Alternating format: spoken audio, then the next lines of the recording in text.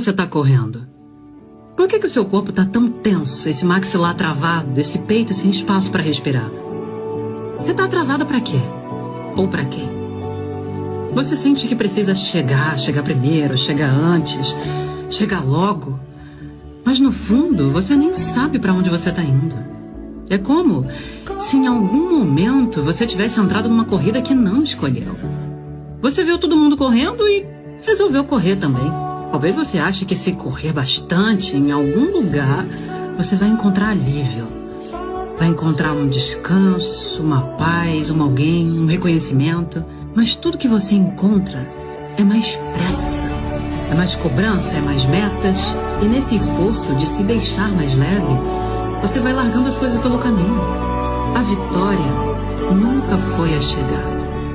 Foi tudo que você teve coragem de não abandonar pelo caminho.